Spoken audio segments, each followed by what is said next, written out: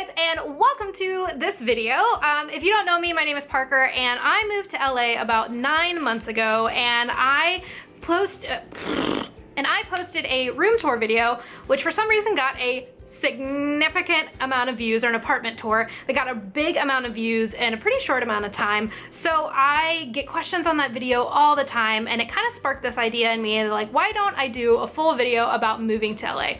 I get questions about how much I pay in rent, which I'm not going to answer. I get questions about where I live, which I'm also not going to answer, but I am going to talk to you guys about kind of my different tips for how to move to LA, whether it's quickly, on a budget, whether you're coming out here for work for a short period of time, or you know, this is definitely a time when people are looking to move because they're graduating or they're kind of starting a new life after school. So I just want to give you guys some tips on how to move out to LA. From my perspective, I moved quickly and I moved alone, so those are things to keep in mind, but here are my tips. Let's go ahead and jump right into the video. Okay, my first tip is probably pretty obvious, as is my second one. First one is come and visit LA. If you've never been here before, it can be a big starry-eyed surprise when you get here, and you may end up totally hating it. So I really highly suggest that you come out here and you visit for a decent amount of time before you make the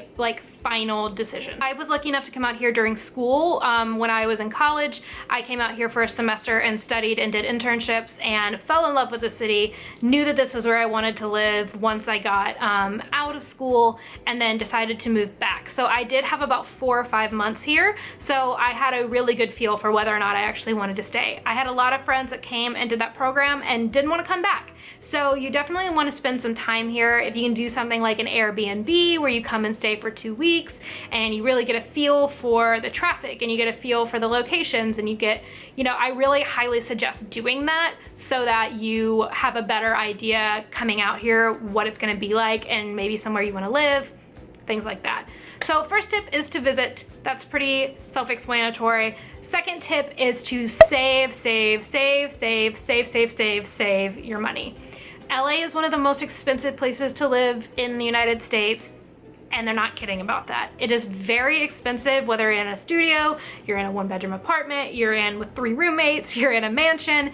It's expensive to live in LA, and I can't stress that enough. I would highly suggest having about 3 months of living expenses saved before you ever step foot in this, you know, to move here. The reason I say that, and that was something that my parents and I agreed upon before I left, is that I had to have that amount of money before I was allowed to leave, because I came out here without a job and I really wanted to work in the industry, in the entertainment industry, in the YouTube industry, and so I kind of did it in I was interviewing, I kept having people ask me to come in, I couldn't come in because I lived in Tennessee, and so I kind of just was like, all right, I gotta bite the bullet, I gotta save the money, and I gotta move out there or I'm not gonna get hired.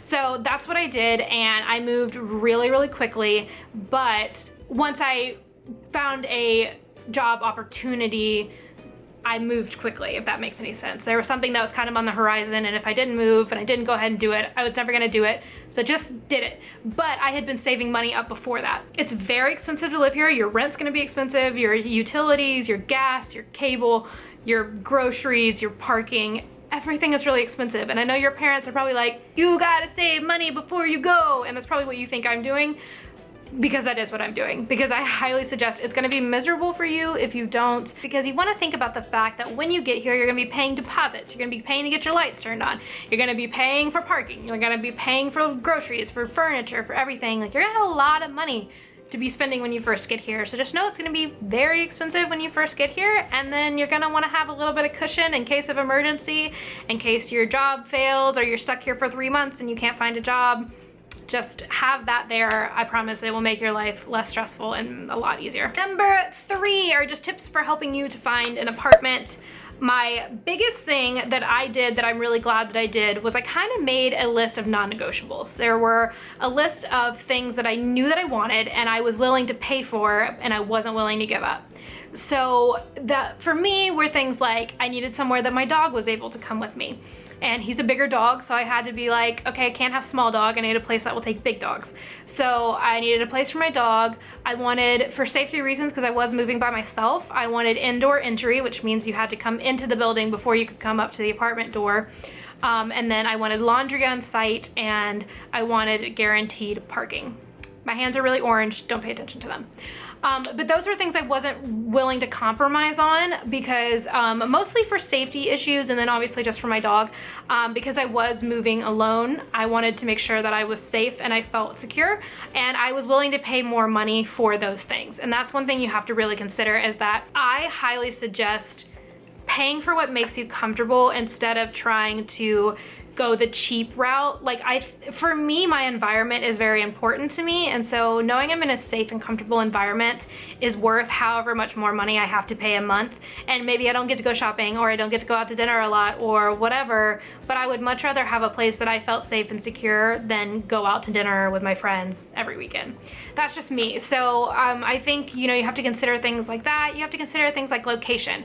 Where do you want to live? If you're coming without a job, I highly suggest moving somewhere in central LA. That way you're kind of in the middle of everything, and you can get to work wherever you work pretty easily, because you don't want to end up living in the valley and then working in Santa Monica or in Encino or something. That just makes it a whole lot more difficult on you. And if you think that you're going to save money by living farther away from work, I can tell you it's not true.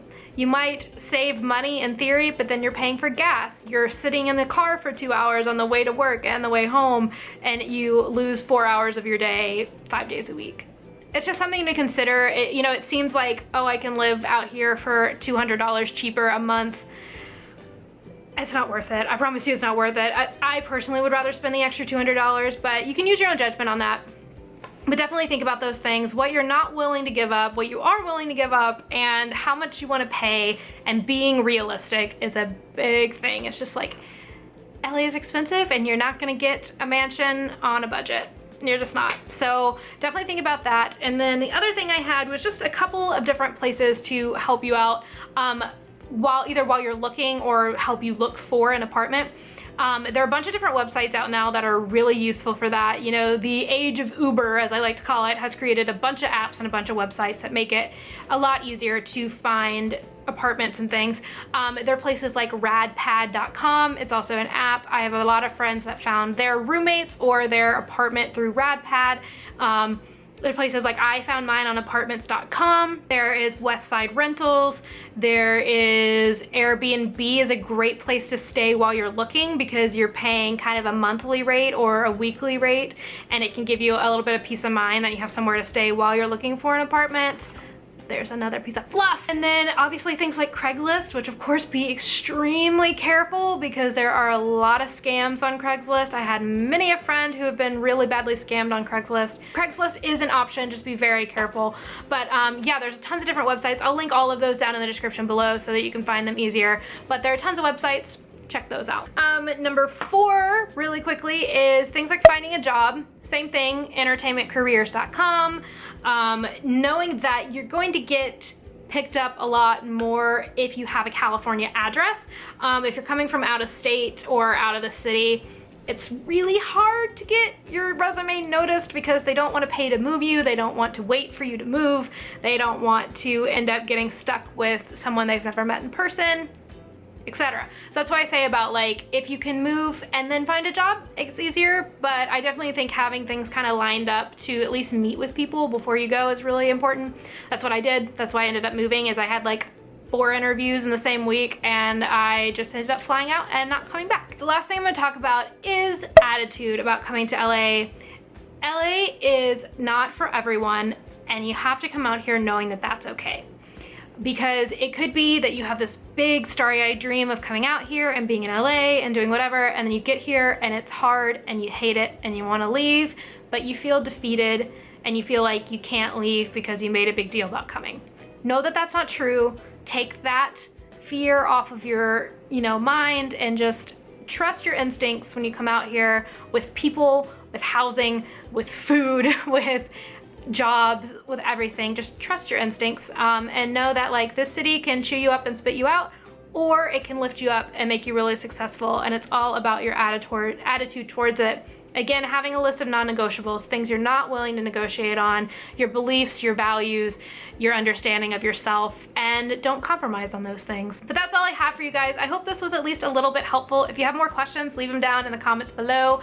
I will respond to them, etc. I will not tell you where I live. I will not tell you how much I pay. I will not tell you how much I make.